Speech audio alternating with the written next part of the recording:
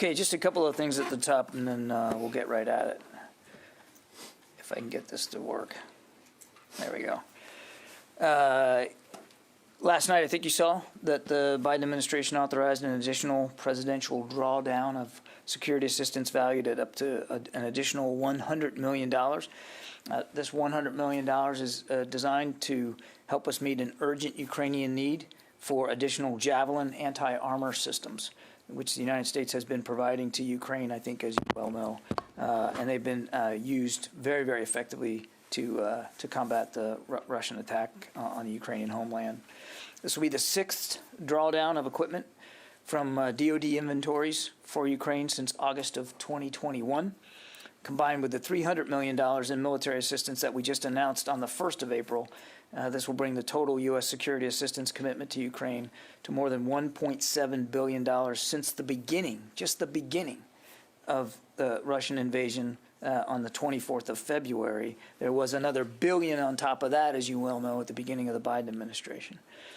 And then more than $4.5 billion since 2014. The United States, along with our allies and partners, will continue to work closely with our Ukrainian partners to evaluate their specific requirements to ensure that our assistance meets their highest priority needs as, again, they continue to courageously defend their country. Now, just a programming note, as many of you know from an Army press release that went out yesterday, but I did want to mention it from the podium. The DoD Warrior Games has been scheduled for the 19th to the 28th of August at Disney's ESPN Wide World of Sports in Orlando. The games, as I think you all were tracking for the past 2 years, had to be canceled because of COVID. This is all about celebrating the resiliency and the dedication of our wounded, ill, and injured active duty and veteran U.S. and allied service members. We're very excited to be able to get the games back in play again at the end of the summer, and we're looking forward to seeing these warriors compete. So with that, we'll go with questions. Bob. Thank you, John. On the subject of U.S. security assistance for Ukraine, I think the Secretary mentioned yesterday during his testimony that the Ukrainians are going to get both the 300 and 600 versions of the Switchblade drones.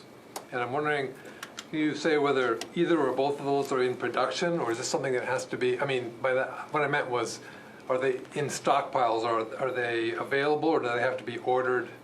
And also, what about training on that kind of a equipment? Does that require training? So we've already sent in 100 Switchblade UAVs that were already in our stocks. We sent them in from those stocks. I don't know where they are in the transshipment process, but they arrived over the earlier this week. So they'll be getting into Ukraine quickly if they aren't already there. That's the 100 that President Biden announced a couple of weeks ago. We're in discussions with the Ukrainians about future usages of Switchblade drones, and of course we'll keep that option open going forward. I'd rather not get into specifics about each shipment in terms of what variant of the Switchblade, but we're going to keep talking to them and working with and helping them get additional ones if they need it. Now, this is not a system that the Ukrainians typically use, so there is going to need to be a little bit of training. It is not a very complex system. It doesn't require a lot of training. An individual could be suitably trained on how to use the Switchblade drone in about 2 days or so.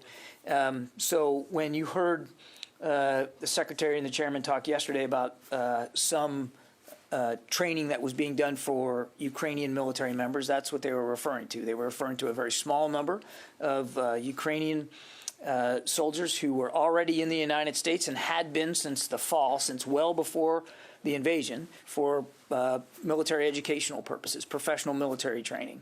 And we took the opportunity to having them still in the country to give them a couple of days worth of training on the Switchblade so that they can go back, and they will be going back soon, back home, to train others in the Ukrainian military. And we'll look at that doesn't have to be the end all of it. I mean, we'll look at other suitable opportunities if needed to provide more training on the Switchblades if it's necessary. But that's what they were referring to yesterday. Okay. So there is either version in full production so that you could readily supply additional Well, I can't. I'm not going to speak for the manufacturer. As I understand it, they are capable of manufacturing both of these versions. And just to be clear, one version has a bigger warhead than the other, and potentially penetrating capabilities for, say, armor targets.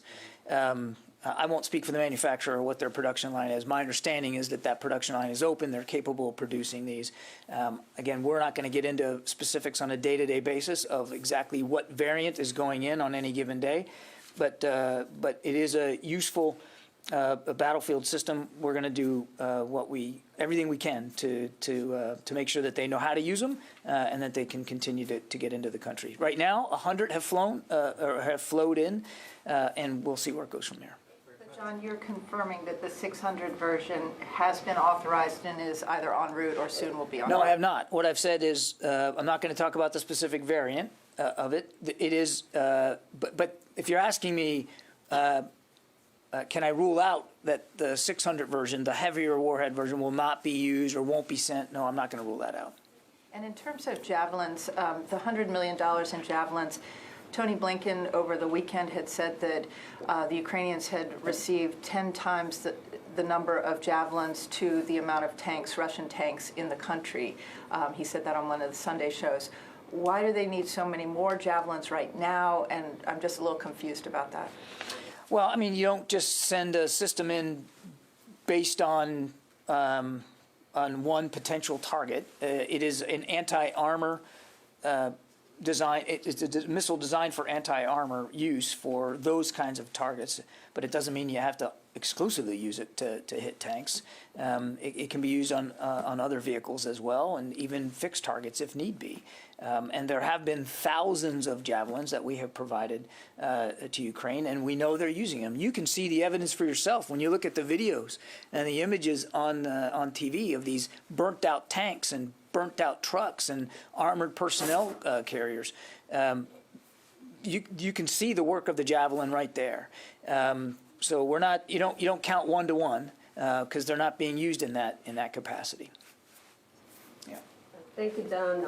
I have two questions on South and North Korea. I hope you can answer this. It's kind of a crapshoot every day, isn't it? Thank you. As you know that there are signs that North Korea's nuclear and ICBM test launch is imminent.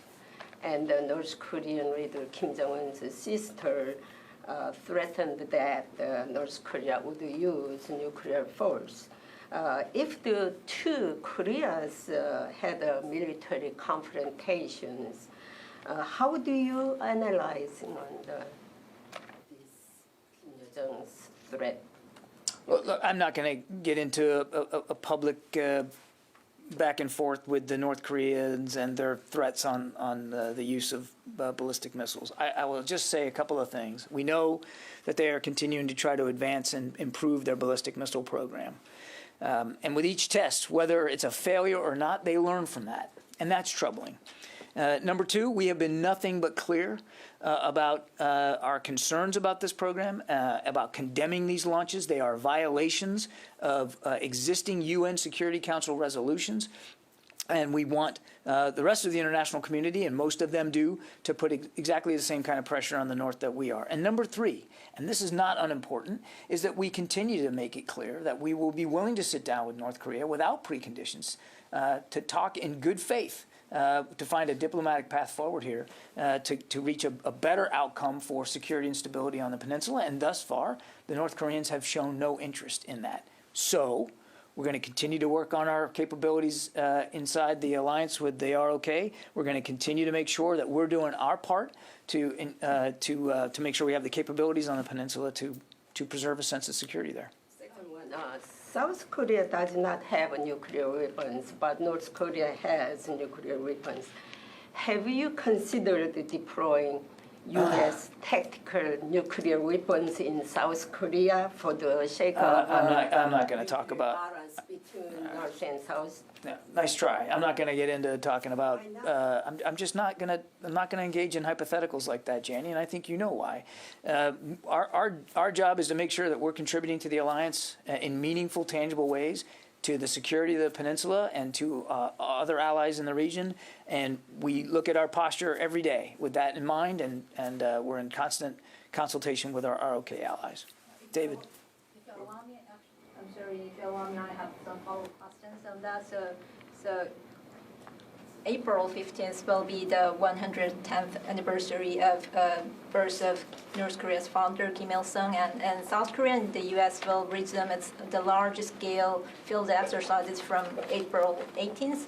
All this combined, that it is very likely that North Korea will do something more provocative this month. So do you have any plans, or can you share any measures that will enhance military readiness in Peninsula this month? And my second question is, so South Korea's newly elected President-elect Yoon Suk-yeol sent a delegation, policy coordination delegation to Washington, D.C., and I know they met with Secretary Austin yesterday, and the head of delegation told South Korean reporters that he will discuss deployment of U.S. strategic assets and maybe resumption of military drills in the peninsula, what Secretary Austin is. So can you share some of the content of the meeting, or do you have any plans to release readout?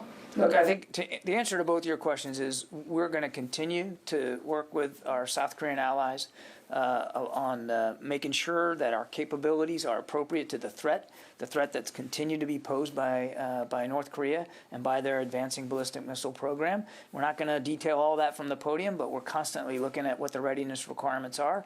That's why we constantly consult with our ROK allies. Okay, David. So before yesterday, when the Secretary testified about the training on the switchblades, your response had always been, we're focused on providing Ukraine with the weapons they can use now. Mm-hmm. So now you've maybe opportunistically taken advantage of a chance to train Ukrainians on an American system. Mm-hmm. Do you have plans to train Ukrainians on other American systems? Not that I'm aware of, no. So this is just a one-off? It's not a one-off either. I mean, we've identified in consultation with the Ukrainians that the Switchblade is a capability that they can use. It is not a very difficult system to learn, so we are going to get them into their hands, and we obviously want them to be able to use it effectively. So we took advantage of the fact that we had a small number of them here in the United States anyway to get them up to speed on the program. on the system, and we'll look to see if there needs to be additional training of additional Ukrainians on the Switchblade. We'll look to see how that might best be done, but I wouldn't call it a one-off. No. Just the one-off being the Switchblade, or would you train Ukrainians on other American systems that they could use? I know of no other American systems that are either being planned to go in or are already in that they require additional training on. All right. Sylvie. When the president went to Europe 3 weeks ago, he spoke about making sure that the Ukrainians would have longer range air defense. Where are you on this topic? Did you progress? We are still very actively discussing the possibility with a range of allies and partners for the provision of long-range air defense systems, which are complex systems and which we know that the Ukrainians already know how to use. But I don't have anything to announce or report to today. So there is no progress yet. I wouldn't say that. I just said I don't have anything to speak to today. Kelly. Poland, on its government website, issued a guide to its citizens on what to do if there's an attack, chemical, nuclear. Is there a new concern here or an indication that Russia is planning to move beyond Ukraine? And how will this impact our ability to continue getting weapon shipments into Ukraine? You're talking about the threat of chem bio? Yes, and then just that Poland had issued this new warning, this new guide to its citizens on what to do if something should happen. Yeah, I would just say we still don't see any indications that that the Russians are shipping in or planning to use chemical and biological weapons. I think President Biden has been nothing but clear about the need for the international community to respond. Well, that would include the United States if they did something like that. We just haven't seen that that sort of imminent threat. Certainly, fully respect the government of Poland in the way that they want to inform and educate their populace about the potential there. That seems prudent to me. But we haven't seen anything that speaks to an imminent chemical biological attack inside Ukraine. And as for how that affects the shipment of things on the ground, thus far, those shipments proceed, and they are getting into Ukraine, and that material is getting into the hands of Ukrainian soldiers. And we want to see that continue for as long as possible. And so we're working with a range of allies and partners there in the region to make sure that we're handling this in such a way that those shipments can continue to flow. And just from the conversation that the Secretary had with Minister Reznikov last week indicated that's happening, that they're getting that material, and it is getting into the hands of the fighters, and it is getting use on the field. And again, you can see it for yourself in the imagery coming out of Ukraine. I would say, and I know you've heard me say this before, and you're probably tired of it, but it is. I think we should not lose sight of the fact about how fast, not just the size and scale of the security assistance that the United States alone is providing, but other nations are providing, and how fast this is moving. Typically, from the time it gets signed, at least the last couple of security packages, drawdown packages, from the time the president signs it to it actually arriving in the region, it can be as little as 4 days. And then it's not like it's sitting in storage for a week or two. We're able to get this material because we're being so careful and so nimble in how these ground shipments are going. We're able to get it, into Ukraine and often into the fight within 48 hours sometimes. I mean, that's incredibly fast. I mean, the $350 million that the president signed out several weeks ago, we got that, we got that completed in about 3 weeks. Never been done that fast before. So we're going to keep doing it as much as we can, as fast as we can, and we're going to be as careful as we can so that flow can continue. Because they're in a very, very active fight, particularly now in the East. Warren. The $100 million, is that only replacement missiles for Javelin launchers, or are you sending in more launchers as well as more replacement missiles? I would just say, if you look at what we said, Orrin, it's $100 million for anti-armor systems. Not just the missiles. And a question on the one of the things you said you'd send in Friday's announcement, the $300 million. You also said Puma, which is a surveillance drone essentially from the same company that produces Switchblades. Is that system something Ukraine has already been trained on, or does that also require? Is that also something they'll be trained on currently? Yeah, let me take the question. I don't know how much training they have on the Puma. I'll have to take it. Thank you. Yeah. Thank you. I want to ask you about focus. That yesterday, the U.S., Australia, and U.K. announced they would work on the development of the hypersonic capability. So what is the benefit of AUKUS cooperation for the U.S. development of hypersonic capability? Do you think such cooperation would expedite the fielding of hypersonic missiles? Will expedite the development of hypersonics? I don't think it's the intent to expedite the development of hypersonics, but I think it's to try to collaborate, coordinate, and probably learn from each other as we work towards improving hypersonic capability. But again, for the United States, we've been working on hypersonics now for many, many years. As you heard the Secretary say yesterday, it's a capability. It's not the capability. It's something we know we have to stay at it and try to improve. But there's a range, a mix of capabilities that we're going to need for his vision of integrated deterrence, and this is just but one of them. Okay? Let's see, Phil Stewart from Reuters. Hey there, thanks. Yesterday, Chairman Milley said that the war in Ukraine could go on for years.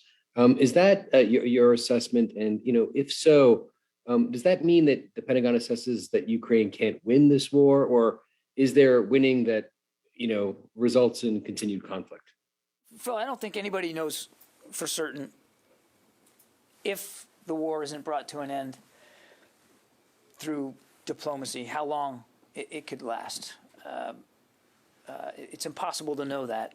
I would tell you that it could end today. It could end today if Mr. Putin did the right thing, sat down in good faith with the Ukrainians, withdrew all his troops, sent them home, and respected Ukrainian sovereignty. He obviously is choosing a different path. He's going to refocus his efforts on the eastern part of the country, a part of the country where he and his troops and his private military contractors have been violating Ukrainian sovereignty now for 8 years. The fact that he's going to concentrate in a smaller geographic area certainly presents the possibility that the violence will continue. It could even intensify in that part of Ukraine.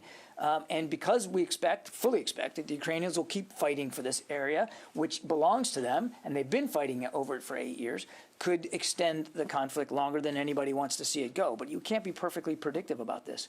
And then once the war is over, whenever that is, and whatever that peace looks like, I think you can imagine that the international community is going to want to come together to help rebuild Ukraine, and that's going to take some time. Nobody knows for sure. And as for your question about whether they can win or whether we've given up on them winning, or does this mean that they can't win because we think it's going to go for a long time, the answer is absolutely not. Of course they can win this. And if you look at what they've been able to do just thus far, Mr. Putin has achieved exactly zero of his strategic objectives inside Ukraine. He didn't take Kyiv. He didn't topple the government. He didn't remove Ukraine as a nation state. And he's really only taken control of a small number of population centers, and even they weren't the ones that he was really going after. So Mariupol is still not taken. He's moved his forces out of Kyiv. He's moved his forces out of Chernihiv. They haven't taken Kharkiv. They haven't taken Mykolaiv in the south. So I think the proof is literally in the outcomes that you're seeing every day. The Ukrainians are bravely fighting for their country, and they have denied Mr. Putin so many of his strategic objectives. So absolutely they can win. And we have to just keep reminding ourselves that there shouldn't be any need for us to even have to answer that question, because there shouldn't be a war in Ukraine, and Mr. Putin can end it today. Okay, that's it. Thanks, everybody. Did you have one more, Jen? I do, just on that issue. Is the U.S. goal strategic defeat of Russia?